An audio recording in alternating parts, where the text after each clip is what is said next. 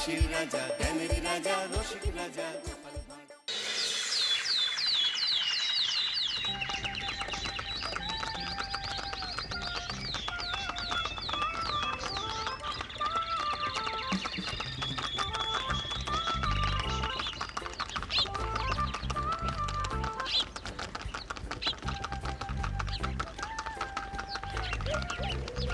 অনেক দিন পর বেশ লাগছে বন ভ্রমণ। মাঝে মাঝে কাজের ফাঁকে এইসব জায়গায় এলে মন খুব ভালো লাগে। শুদ্ধ বাতাস, মাটির সোনা গন্ধ, পাখির কলতান, আহা।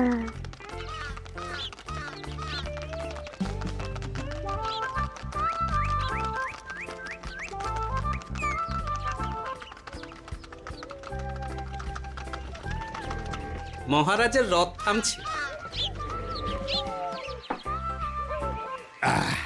আমরা এইখানে বসে আজ রাজকার্য পরিচালনা করব। মন্ত্রী, তুমি ঝটপট এখানে বসার বন্দোবস্ত করে দাও। আমি এক্ষুনি ব্যবস্থা করে দিচ্ছি মহারাজ। এই এখানেই আমাদের বসার জন্য ছাউনি করে দাও। এক্ষুনি করে দিচ্ছি মন্ত্রী মশাই। এরা বসার জায়গাটা করে দিক, ততক্ষণ আমরা একটু হেঁটে আসি।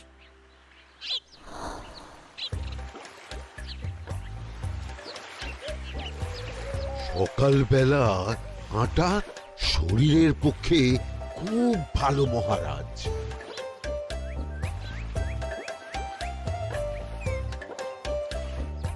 আগেকার দিনে রাজা মহারাজরা এই সব বনে মৃগয়া করতে আসতেন। মৃগয়া একদম ভালো নয় মন্ত্রী। তুমি জঙ্গলে আসছো অন্য প্রাণীদের মারতে। কেন মারবে? ওরা তো তোমার কোনো ক্ষতি করেনি। না, তা করেনি, কিন্তু তখন ওটা রাজা মহারাজাদের খেলা ছিল। শুনেছি আপনার প্রপিতামহ খুব ভালো বাঘ শিকার করতেন, অনেক বাঘ মেরেছেন। মন্ত্রী, তুমি একটা কথা হয়তো জানো না। আমার প্রপিতামহ শিকার করতেন, কিন্তু কোনো স্বাভাবিক জানোয়ারকে নয়, যে বাঘ মানুষ খেকো হয়ে প্রজাদের ক্ষতি করত। আমার প্রপিতামহ সেই সমস্ত বাঘদেরই মারতেন। এছাড়া উনি বন্য প্রাণী সংরক্ষণ করতে বড়ই ভালোবাসতেন।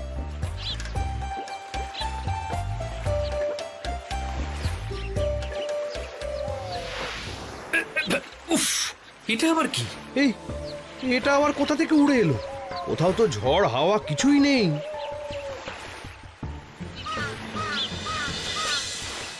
একটা ধাঁধা মহারাজ, এই কাগজে লেখা। ধাঁধা? পড়ো দেখি।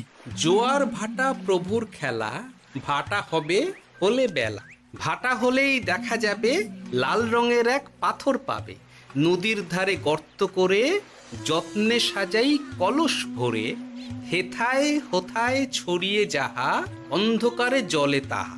ঢুকলে চক্ষু ঝলসে যাবে, হাতের কাছে ঘন্টা পাবে। ঠিক ঘন্টা বাজলে পরে পড়বে ঝরে থরে থরে। ঘন্টা যদি হয় ভুল, যেন তুমি হারাবে কুল। ঠিক ঘন্টা চিনতে হলে নকশা দেখো চক্ষু খুলে। সিন্দুক দেওয়ালে হাত দাও, আসল ঘটনা জেনে নাও। ওরে বাবা, খুব দীর্ঘ ধাঁধা। তা মন্ত্রী, তুমি কিছু বুঝলে? এটা একটা গুপ্তধনের নকশা। এর মধ্যে গুপ্তধন কোথায় আছে তার একটা ধারণা দেওয়া আছে। গুপ্তধন? ওটা আমাকে পেতেই হবে, পেতেই হবে। দেখি দেখি একবার কাগজটা দাও। গোপাল, কাগজটা আগে আমার হাতে দাও, দেখি ভালো করে। এখন নদীতে জোয়ার চলছে গোপাল। একটু পরেই ভাটা শুরু হবে। হ্যাঁ, ভাটা না হলে কিচ্ছু বোঝা যাবে না। এখানে স্পষ্ট লেখা আছে, ভাটা হলেই দেখা যাবে লাল রঙের এক পাথর পাবে। তার মানে আমাদের ভাটা হওয়া পর্যন্ত অপেক্ষা করতে হবে। না, সময় নষ্ট না করে ধাঁধাটার সমাধান করতে শুরু করি। ভাটা হলে একটা লাল রঙের পাথর দেখা যাবে, এই পর্যন্ত পরিষ্কার আছে। বুঝতে হবে ওর পর থেকে। পড়ো গোপাল, চলো আমরা সবাই বুদ্ধি লাগাই। নদীর ধারে গর্ত করে যত্নে সাজাই কলস ভরে। এটার অর্থ, ধাঁধাটা মাথায় বসিয়ে নিয়েছি, এবার কে কি বলবে সেটা শুনতে হবে। চলো গোপাল, আমরা ধাঁধা যেমন যেমন বলেছি তেমন তেমন ভাবেই চলি। চলুন মহারাজ, এখন আমাদের দেখতে হবে লাল পাথর। কোথায় আছে লাল পাথর? চলো চলো সবাই, চোখ কান খুলে আমরা নদীর পাড় ধরে হাঁটি। আমি একটু তফাতে হাঁটি। গুপ্তধন আমাকে একা পেতে হবে। ভাটা হলেই দেখা যাবে লাল রঙের এক পাথর পাবে। আমাকে চোখ কান খোলা রাখতে হবে। লাল পাথর, নদীর চড়ায় লাল পাথর দেখতে হবে। লাল পাথর, লাল পাথর। ওটা কি? এই তো লাল পাথর, লাল পাথর। ওরা অনেকটা এগিয়ে গেছে, ওদের আমার দিকে নজর নেই। এই সুযোগ, এই সুযোগ, একা একা গুপ্তধন নিয়ে পালাবো।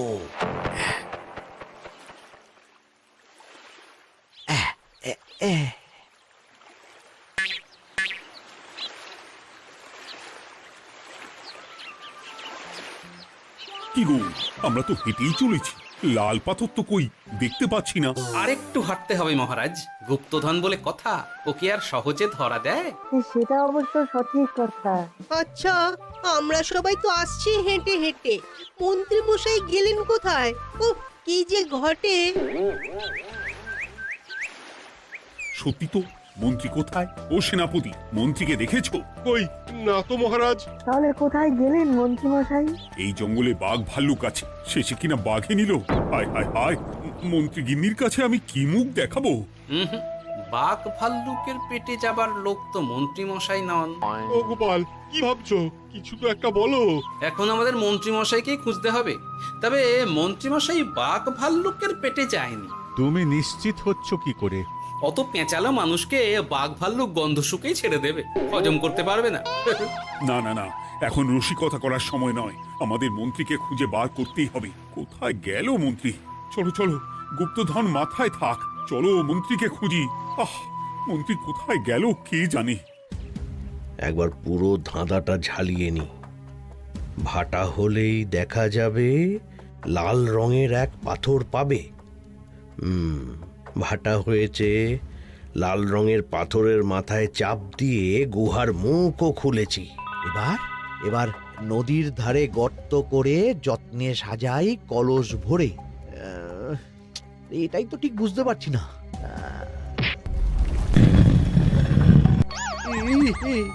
এই রে, এবার কি হবে? হ্যাঁ মহারাজ, কোথাও একটা আওয়াজ হলো। এই, আওয়াজটা কোন দিক থেকে হলো? চলুন সামনে এগিয়ে যাই। আমার মনে হয় আওয়াজটা সামনের দিক থেকে এলো। আমারও তাই মনে হলো। তবে কি মন্ত্রী মশাই লাল পাথরের হদিশ পেয়ে গেছেন? আমাদের চোখে পড়লো না, অথচ মন্ত্রী মশাইয়ের চোখে পড়ে গেল। আসলে আমরা কথা বলতে বলতে গেছি, তাই নজরে পড়েনি। মন্ত্রী মশাই একা একা আমাদের পেছন পেছন আসছিলেন। উনি ইচ্ছে করেই আমাদের পেছনে পেছনে আসছিলেন। নিজে একা গুপ্তধন নিয়ে যেতে চেয়েছিলেন, এখন কোথায় আছেন কে জানে।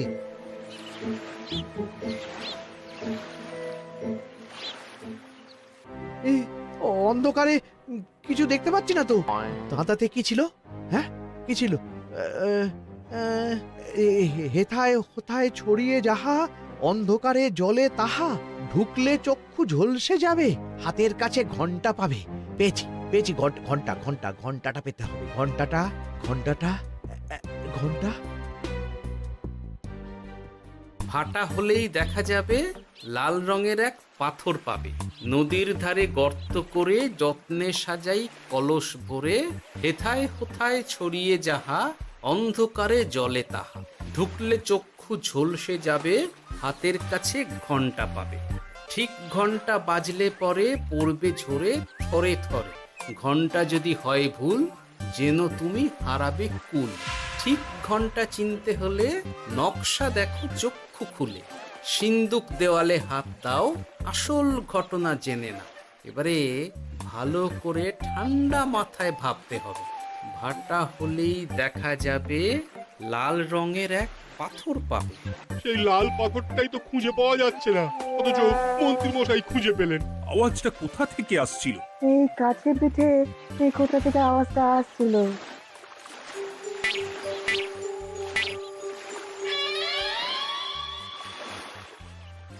এই তো, এটাই মনে হয় সেই লাল পাথর। একটু নাড়িয়ে চাড়িয়ে দেখি তো কিছু হয় কিনা।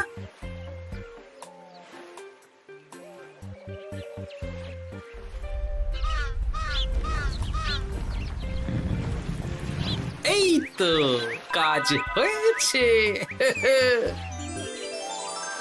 এই তো সুড়ঙ্গ। আপনারা নিচে নামুন। আপনারা কি দেখছেন সেটা বলবেন মহারাজ। সবাই যদি নেমে যাই, যদি কোনো কারণে সুড়ঙ্গের মুখ বন্ধ হয়ে যায়, তাহলে আর আমরা বাইরে বেরোতে পারবো না মহারাজ। গোপাল ঠিকই বলেছে, আমরা দুজন বাইরে থাকি।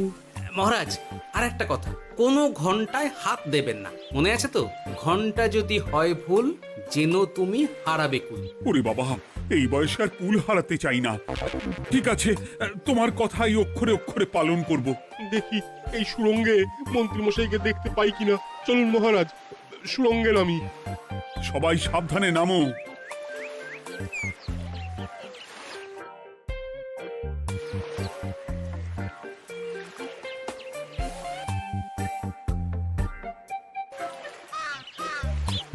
মহারাজ, ওখানে কি কি দেখতে পাচ্ছেন? ওখানে কি মন্ত্রী মশাই আছেন? না গোপাল, মন্ত্রীকে এখনো দেখতে পাইনি। শুধু আমি এখানে অজস্র পাথর দেখতে পাচ্ছি। পাথরে পাথরে ছয় লাভ, ছোট বড় অজস্র। পাথরগুলো বড় অদ্ভুত, কিরকম কিরকম মানুষ মানুষ করুন। লম্বা বেটে হরেক রকম। মানুষ মানুষ গরম, সেটা কি রকম? আর কিছু? কোনো কলসি কি দেখতে পাচ্ছেন? কলসি তো দেখতে পাচ্ছি না। মহারাজ, কলসি থাকতেই হবে, কারণ ধাঁধায় লেখা আছে, নদীর ধারে যত্ন করে যত্নে সাজাই কলস ভরে। গর্তটা আসলে হলো সুড়ঙ্গ, কিন্তু কলস। মহারাজ, মহারাজ, এইদিকে এইদিকে একটা কলসের মতো কি যেন আছে। এইদিকে আসুন, এদিকে এদিকে। হ্যাঁ গোপাল, দেখতে পেয়েছি। এবার আমি যেরকম যেরকম বলবো সেই রকম সেরকমই করবেন। আমি বিজ্ঞানীকে নদী থেকে জল তুলে পাঠিয়ে দিচ্ছি। পাত্র কোথায় পাবে? আমাদের জল খাবার যে পাত্র আছে সেটা আনতে লোক পাঠাচ্ছি। ঠিক আছে। শুধু একটা কথা বলছি, আপনারা কেউই সুড়ঙ্গের ভেতরে কোনো কিছুতে হাত দেবেন না। কেন গোপাল? সব পরে বলবো, এখন আমি যা বলছি সেটা শুধু মনে রাখুন। সুড়ঙ্গের ভেতরে কিছুতে হাত দেবেন না। ঠিক আছে। প্রহরী, তুমি যাও, যেখানে আমাদের বসবার আয়োজন করা হয়েছে সেখানে গিয়ে একটা জলের পাত্র নিয়ে নদী থেকে জল ভরে নিয়ে এসো। গোপাল, মন্ত্রীমশাই কোথায় গায়েব হয়ে গেলেন? কোথাও গায়েব হয়ে যাননি বিজ্ঞানী, কোথাও গায়েব হয়ে যাননি উনি। উনি ওই সুড়ঙ্গের ভেতরেই আছেন। কিন্তু কেউ তো ওনাকে দেখতে পাননি। সম্ভবত পাথর হয়ে আছে।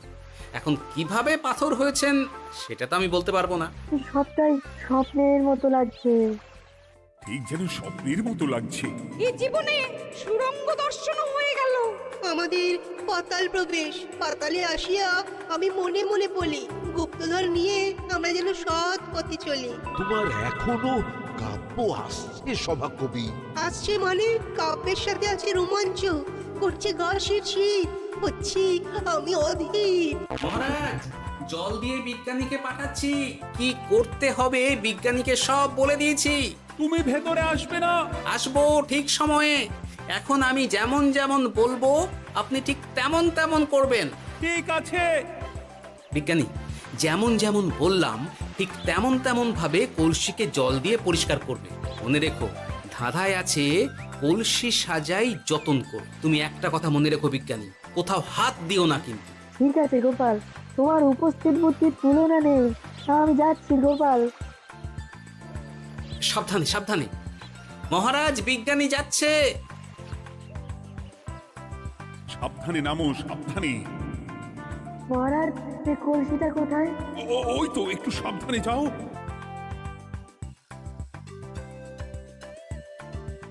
বিজ্ঞানী, কলসির দেখা পেয়েছো?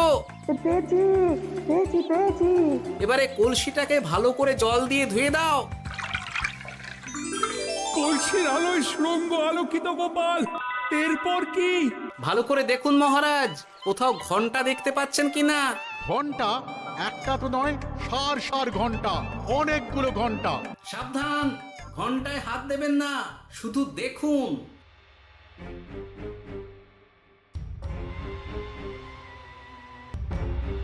মহারাজ, আমরা গুপ্তধনের খুব কাছে চলে এসেছি। তাই নাকি? কি মজা কি মজা, এবার খাবো ক্ষীরের গজা। আহ সভা কবি, চুপ করো, এখনো আমরা গুপ্তধন পাইনি। আমার মুখে দাঁড়িয়ে সবগুলো তারা আঁকা। বিজ্ঞানী, কোনো ঘন্টায় চাঁদের নকশা করা আছে কি? একটু দেখে বলো না। আমি আতস কাজ নিয়েই দেখছি, সব ঘন্টাতেই তারা আঁকা। খবরদার, কোনো ঘন্টাকেই ছোঁবে না। ঠিক আছে, কোনো কিছু না ছুঁয়ে আমি দেখছি।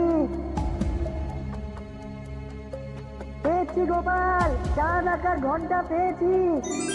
ওই ঘন্টাটা বাজাও, বাজাও।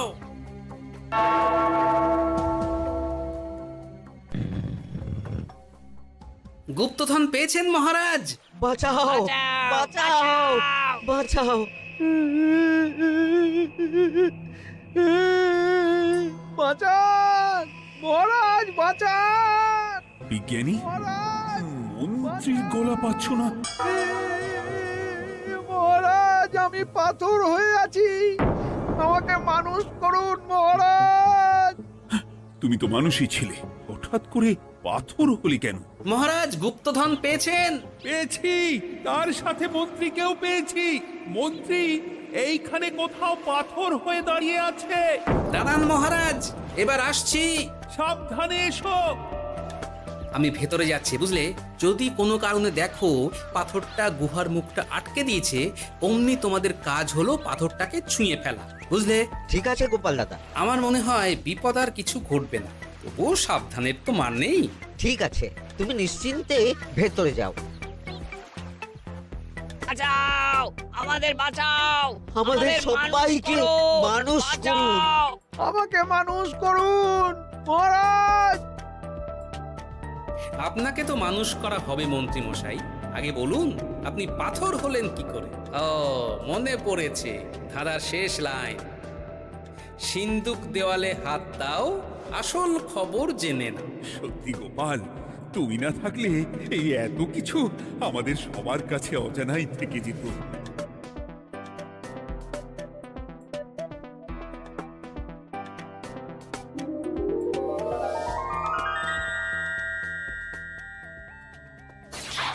ধন্যবাদ আমাকে মুক্ত করার জন্য। আপনি কে? আমি যক্ষ।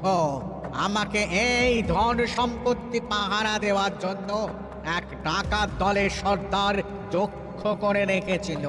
আমি 100 বছর ধরে এইখানে যক্ষ হয়ে আছি। আমি তোমার জন্য মুক্ত হলাম গোপাল। এই সম্পত্তি তোমার গোপাল। সম্পত্তি নিয়ে আমি কি করব? আমি এই সব সম্পত্তি মহারাজকে দান করলাম, রাজ্যের অনেক কাজ হবে এতে। তুমি ধন্য গোপাল, তুমি ধন্য। এবার আমার যাবার সময় এসেছে, আমাকে যেতে হবে। যাবার আগে এই পাথরগুলোকে মানুষ করে যান। এরা সব লোভী। আমি আমার সীমিত ক্ষমতায় এই গুপ্তধনের ধাঁধাকে এখানে যারাই ভ্রমণ করতে আসে তাদের হাতে তুলে দিই, কিন্তু কেউ এই ধাঁধার সমাধান করতে পারে না। সবার মনে লোভ কাজ করে, এই লোভ এদেরকে পাথর করে রেখেছে। পাথর হলো কি করে?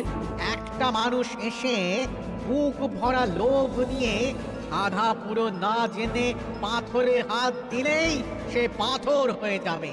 আমাদের আমাদের আমাদের ভুল ভুল হয়েছে, হয়েছে। আর লোভ আর করবো লোভ না, করবো না। আমাদের বাঁচাও। আমাকে মুক্ত করে দিন, আমার খুব ভুল হয়েছে মহারাজ, মুক্ত করে দিন আমায়। তুমি এখানে আগে এসেছিলে, তাই তো আগে এসে ভাবলে নিজেই একা একা গুপ্তধনকে হরপ করে দেবে। এদিকে তোমাকে না দেখতে পেয়ে আমাদের কত চিন্তা হচ্ছিল। যারা লোভী তারা কারো কথা ভাবে না, শুধু নিজের কথা ভাবে। আমাকে আর একটা সুযোগ দিন, আমি আর লোভ করব না মহারাজ। ও, তোমার কথার কোনো দামই নেই। না মহারাজ, আমাকে আর একটা সুযোগ দিয়ে দেখুন, আমি আর লোভ করব না, আমাকে মানুষ করুন মহারাজ। আমাদের সবাইকে আমাদের মানুষ সবাইকে করুন। মানুষ করুন, দয়া দয়া করে করুন, দয়া মানুষ করুন। করুন। যক্ষরাজ, এদের আপনি ক্ষমা করে দিন। ঠিক আছে, তোমাদের আবার মানুষ করে দিচ্ছি।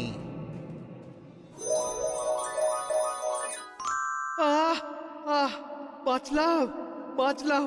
এই রকম বারবার বাঁচা যাবে না কিন্তু। এবার সাপ ব্যাং যাই হবে না কেন ওইভাবেই থাকতে হবে, এই আমি বলে দিলাম। এবার আমার মুক্তি। মুক্তি নেবার আগে আরেকটা প্রশ্ন, যে ডাকাত সর্দার তার সম্পত্তিকে রাখার জন্য আপনাকে যক্ষ বানিয়েছিল, এ সম্পত্তি তো তাদের, আমরা তো নিতে পারি না। লোভ বড় খারাপ গোপাল, অতিরিক্ত লোভ মানুষকে পশু করে দেয়। ওই ডাকাত দল এই সম্পত্তির জন্যে সবাই কাটাকাটি করে মরে গেছে, কেউ আর বেঁচে নেই। সুতরাং এই সম্পত্তিতে তোমার অধিকার আছে, এই সম্পত্তি তুমি গ্রহণ করো। নিলাম আমি, কিন্তু এই সম্পত্তি মহারাজকে আমি দান করলাম। ডাকাত দল জনগণের সম্পদকে লুঠেই তো সম্পত্তি বানিয়েছে, তাই আমি জনগণের কাজে লাগবার জন্যই এই সম্পত্তি মহারাজকে দিলাম। গোপাল, তোমার জয় হোক। এবার তাহলে আমি যাই, তোমরা সবাই সুখে থেকো আর ভালো থেকো। গোপাল, তোমার তুলনা হয় না। তোমার ঋণ আমি কোনোদিন শোধ করতে পারবো না। তুমি কৃষ্ণনগরের জন্য যা করলে তা ইতিহাসে লেখা থাকবে। না মহারাজ, আমি এমন কিছু করিনি, এই কাজ সবাই করবে। জয় গোপালের জয়, জয় গোপালের জয়, জয় কৃষ্ণনগরের জয়।